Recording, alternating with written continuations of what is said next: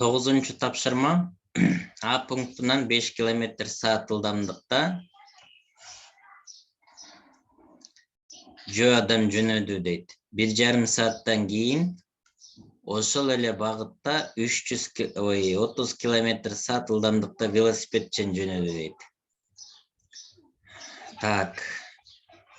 5 км/саат. 1 саатта эмне жүрөт экен? 5 км жүрсө, 1,5 саатта 7,5 км жүрүп коет, чынбы? 7,5 км.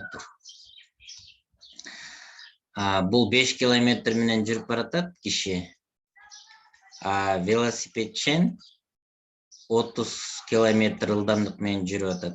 Ошондо бул муну 30дан 5 алсак 25 км/саат ылдамдык менен кууп жете баштайт да. Бул ордуна туруп калды, бул 25 менен кубалап баратат деген сөз да. А пунктунан канча аралыкта велосипедчен жөө адамды кууп жетет дейт. Ошондо 7,5ды эмне кылып коебуз? Жолду 25 км бөлүп коебуз да. Экөөнү тең мен 10го көбөйтүп койсом, башкача айтканда бул 75 250 болот. Экөөнү тең мен 25ке бөлүп койсом 3 10 болот, 10дон 3. 10дон 3 саатта кубалап жетет экен. 10дон 3 саатыбызды биз эмеге айландырып койсок,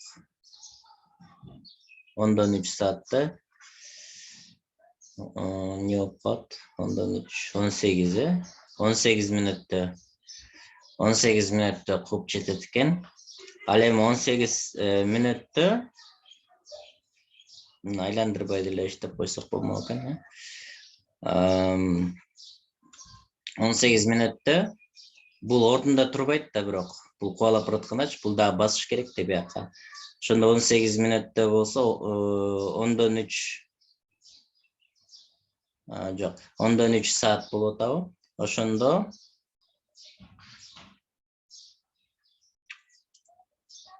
5 км/саат менен баратат да, 5ке көбөйтөбүз, кыскарса бул 2 болсо дагы 1,5 км басып коет экен. Ошондо 7,5га 1,5ди биз кошуп койсок 9 болот. Ошондо общий 9 км аралыкта кууп жетет экен.